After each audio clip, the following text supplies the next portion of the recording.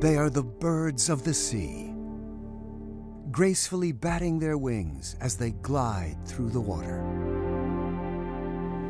Catching a glimpse of the majestic eagle ray is a highlight for boaters and divers alike. Looks like they're flying through the water, and their spots really makes them stand out. I'm captivated by these rays. They're absolutely beautiful. They're incredibly strong swimmers. You look at their wings, I mean, it's just like all muscle. They can hang out in a 5-knot current effortlessly. Their capacity of eating hard shell prey, that's amazing to me.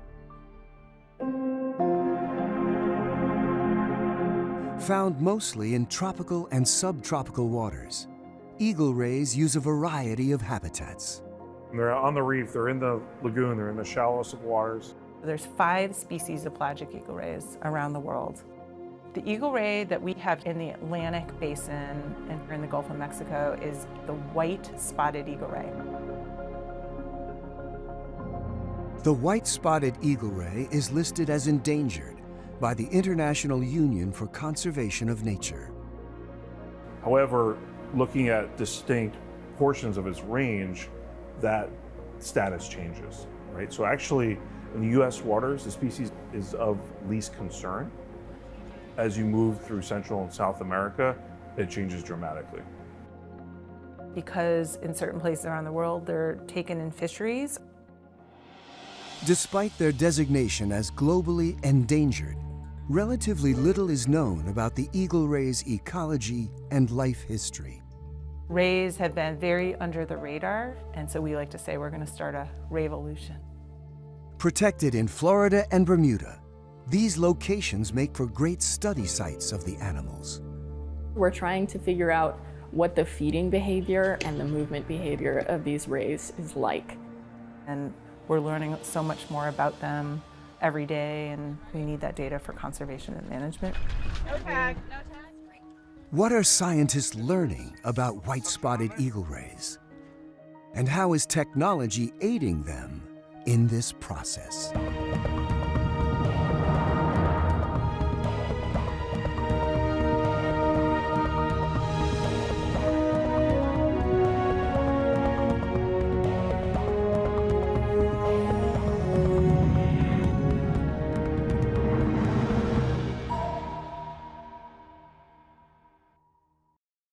Major funding for this program was provided by the Batchelor Foundation, encouraging people to preserve and protect America's underwater resources.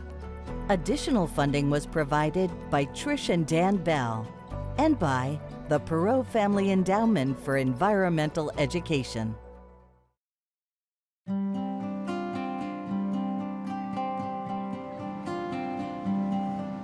Sarasota, on Florida's Gulf Coast, is home to Mote Marine Laboratory, where Kim Bassos-Ho has been conducting eagle ray research since 2009. We're trying to document what are important habitats for them, what size classes we're seeing, and then when we do see them, we set a big seine net around them. And that allows us to at least have them in a controlled, circled net that then allows our divers to go in and get them and bring them on board. You got him now, Kim?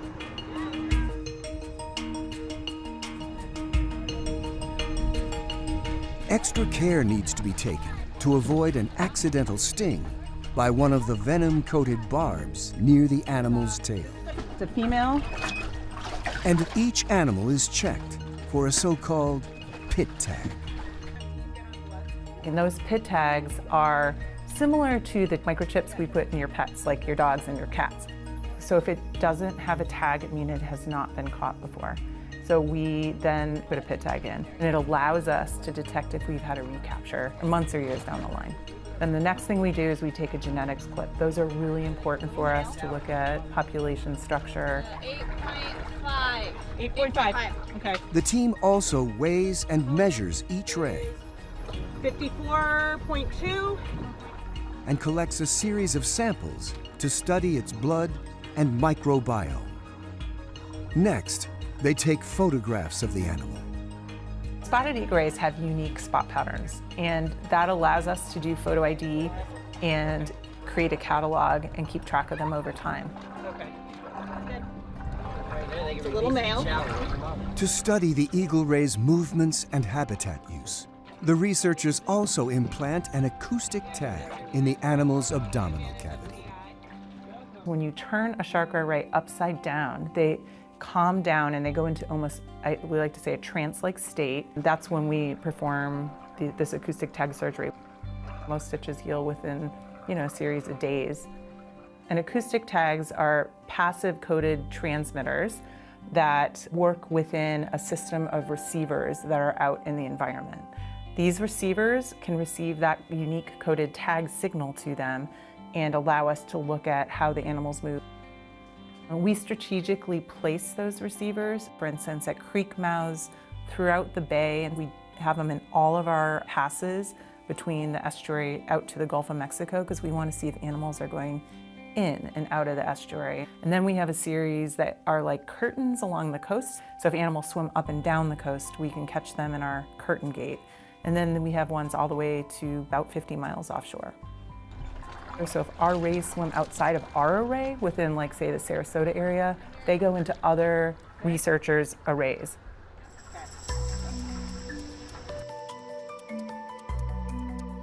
Kim and her team manage 80 receivers that are part of larger networks of receivers that cover the entire state of Florida and beyond.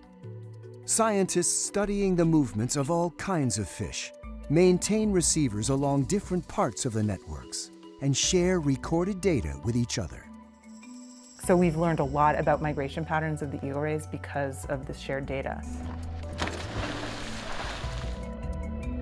To access the information, researchers need to pull up the receivers at regular intervals and download the data. It's like Christmas for us. Like, what ray have we seen that we've tagged, and when did we tag it? Kim and her team discovered that the rays are in the Sarasota area between March and October. The beauty of the acoustic tagging is we have learned where those rays go during those winter months. They go south. They go down to Charlotte Harbor. They go down to the Florida Keys. We even had one of our rays go as far as Cancun, like off the coast of Mexico. We want to understand, what are the drivers of movement? Are they going for social reasons? Are they leaving because of a certain temperature? Is it food driven? We found that the migration patterns on the East Coast versus West Coast rays were very different. East Coast rays, where there's less temperature variation, seem to stay in the Indian River Lagoon year round. Only when a cold front came did they go offshore into the Atlantic.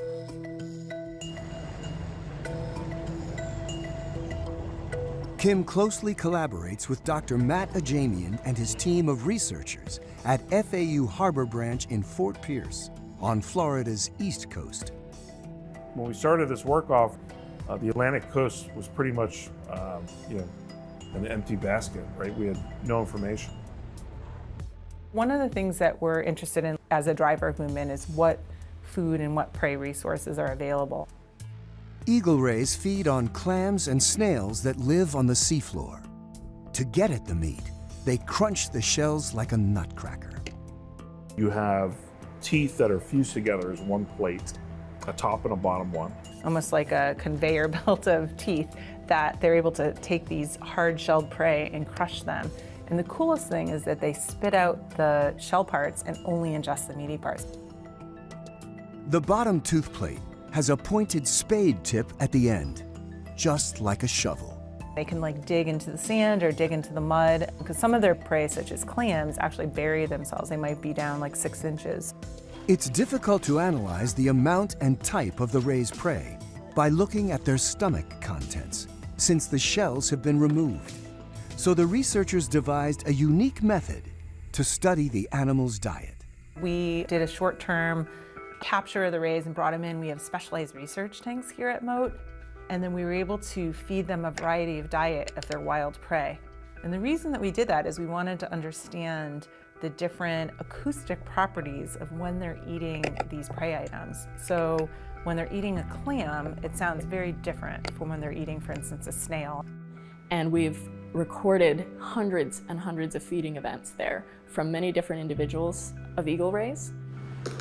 Using AI, the researchers trained a computer to categorize the sounds.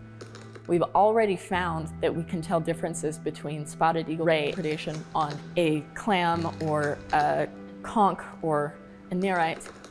And our next step is to take that exciting research out to the wild. To do so, the team traveled to Bermuda, where they worked closely with their colleagues at the Bermuda Aquarium, Museum, and Zoo.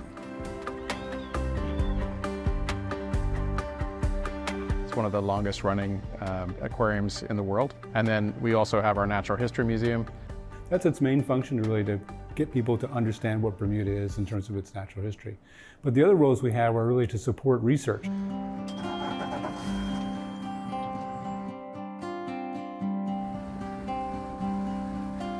The Bermuda Aquarium, Museum, and Zoo is located on Harrington Sound, which is frequented by the rays. All of our previous studies have shown that they spend lots of time in there, often several months continuously.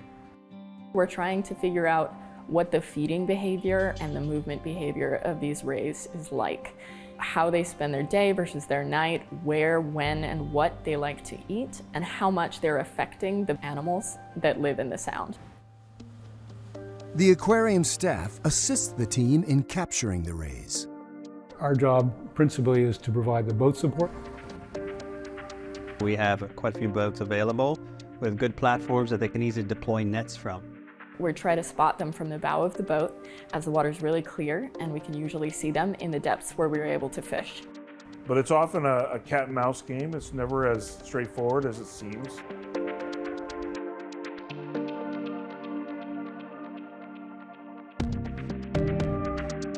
To capture the rays, the team uses the same methods as their colleagues in Sarasota.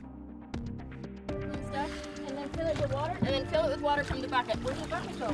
Once an animal is on the boat, the researchers begin their workup. So we collect information on the width and length of the animal, as well as the sex of the animal and whether it's mature or not. Then we'll also take genetic fin clips so that we can find out how this population compares to the Florida population and other populations of eagle rays. We will inject the animal with a pit tag. And if a ray is the right size, the researchers will also equip it with a highly specialized temporary tag.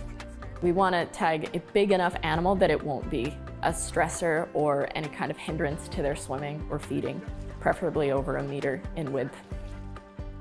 This is the first venture into this kind of multi-sensor tagging process for this particular species. The tag is placed on the animal with suction cups.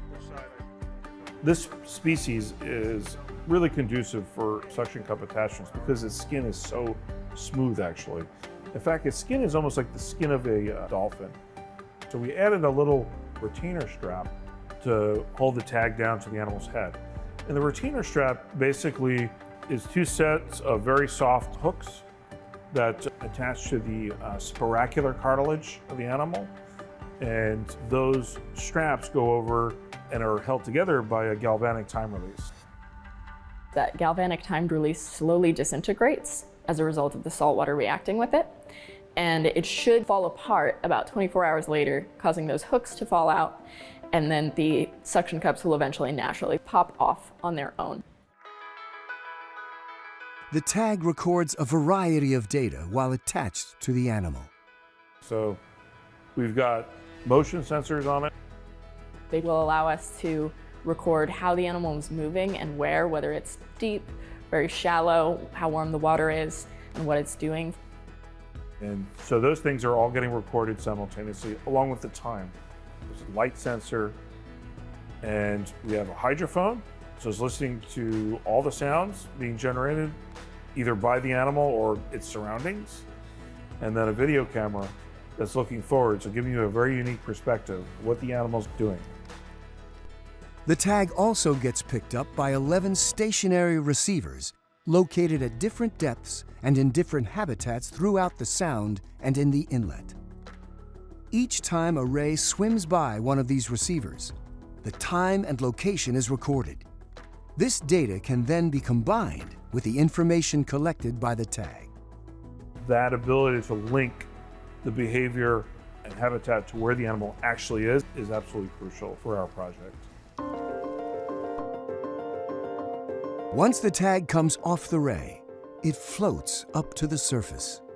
And it will float in an orientation that puts a little antenna of our satellite transmitter out of the water, as well as a wet-dry sensor. So as soon as that sensor's dry, the transmitter will start telling satellites overhead where it is. So we then hone in on wherever the tag is using a ground interception antenna that will hear those transmissions that are meant for the satellites and guide us to where they're coming from by direction and signal strength. So we'll get near where the tag was from the satellite transmission data, and then we will just sort of be guided by our instrument on the ground to a closer location, and then we just have to look and see our bright pink little package floating there. Locating the floating tag is like finding a needle in a haystack. It's incredibly stressful to look for those tags. They're very expensive, but more importantly, the data is invaluable. What's that? Is it pink? It's pink. It's sort of exciting at the same time, to be honest, because it's sort of like a giant Easter egg hunt. Right in front of you. It's a very expensive Easter egg hunt at the same time, but you're so excited to get data back that sometimes the stresses of the situation is overcome by all of that energy. Way to go, see! Between October of 2022 and the end of 2023, the team successfully deployed 9 tags, which have led to exciting discoveries. Whenever I open the videos from these tags, I have this really great rush knowing that I'm seeing something that no one has ever seen before. We finally know where this animal was when it ate that. How deep was it? What was the bottom like? What did it sound like? Were there other rays around? We've seen rays trailing other rays, as well as being part of larger groups of rays, maybe 3 at a time or 4. The video camera has shown interactions with certain habitats that we weren't really expecting. Now we can see behaviors like looking for food, but not necessarily finding food. Have they changed their swimming behavior when they appear to be looking for food? It's like a dream come true, because as scientists who are interested in studying these animals, short of being able to be underwater and attach yourselves to them, this is it, right? This is the way to break through and discover these behaviors that are basically concealed to us. Using sound recordings to understand the rays' diet and feeding patterns can also shed light on how eagle rays interact with shellfish aquaculture operations. That kind of information could, potentially lead to less interactions with the industry. To test this, the team at Mote is working closely with Sarasota Baywatch. Sarasota Baywatch is an organization of citizens who are actively working for the environment. We have this project with clam restoration, the southern hard clam. Native to the area, these clams were once abundant, but their numbers declined due to overfishing. We want to put them back again so the clams will produce babies and they repopulate those sites. The filter-feeding clams serve an important ecological role by improving water quality. These clams, their filter power is very strong, 20 gallons per clam a day. Sarasota Baywatch received permits from the state to put clams in places where they occurred historically. We determine if the location is good by doing testings. And once we determine the clams will survive and they will grow, then we put large quantities. We're talking 60,000 clams.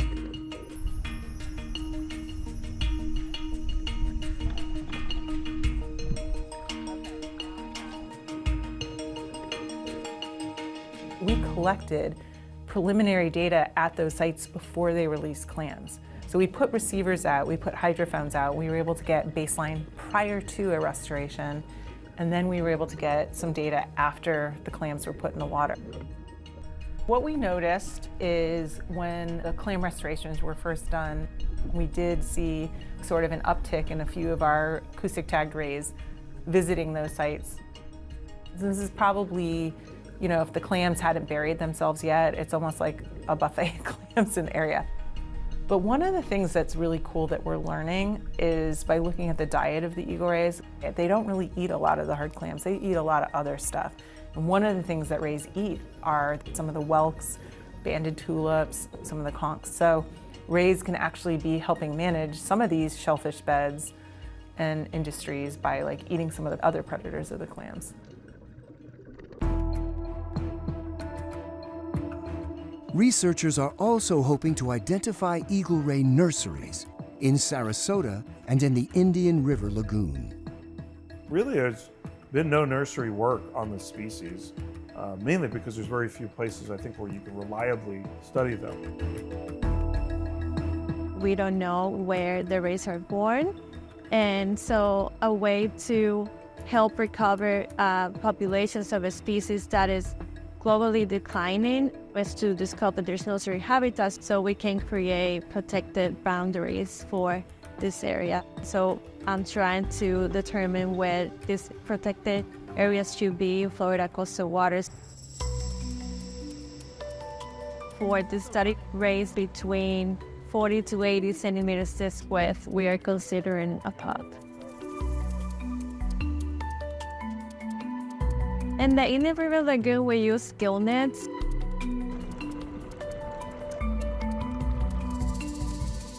And then we wait like 30 minutes, and that's how we capture little ones here.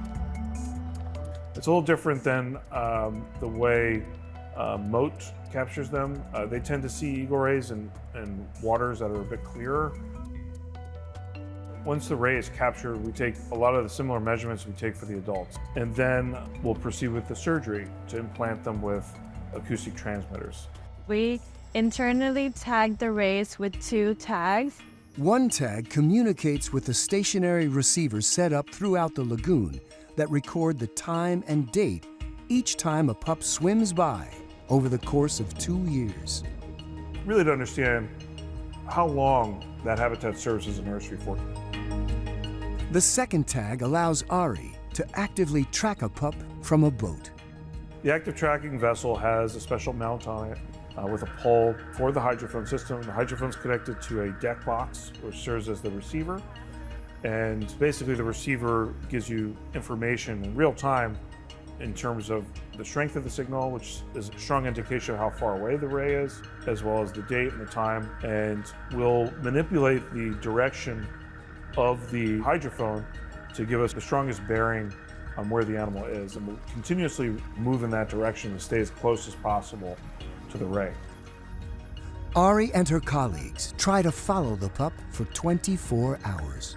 It's because I'm interested in their behavior, how that changes in relationship to time, like their activities during the day and also at night. So we're trying to focus and figure out what the hotspots are, pretty much where they spend the majority of their time. And the hard work is paying off. Ari is already making some interesting discoveries. Their behavior is somewhat similar in both areas, despite being so different in terms of water clarity and the tides. The pups are moving more than expected and are spending time in surprising places. 55.8. Some of the preliminary data is showing that little rays, they love deeper waters like the channels, and also they love bridges.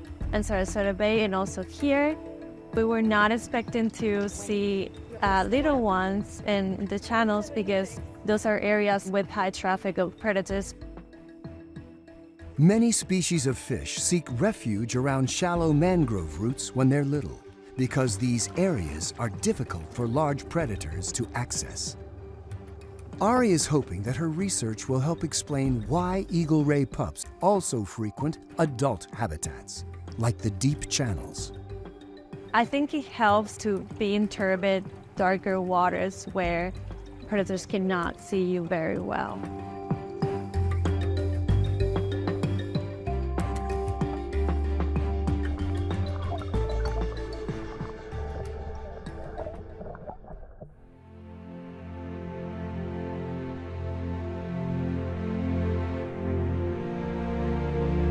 Eagle rays have long captivated people with their stunning appearance and elegant movements. What I think is really fascinating about studying eagle rays is that we have learned a lot, but we still have a lot to learn. There seems to be like nothing about them that isn't interesting, which I think keeps me going. We have an amazing opportunity here in Florida because they are in such great shape here that we can learn a lot and apply to other areas in Central and South America where they're not doing this well, so that those people have the information they need to better manage that species. And we can contribute towards finding out more information and helping with their conservation.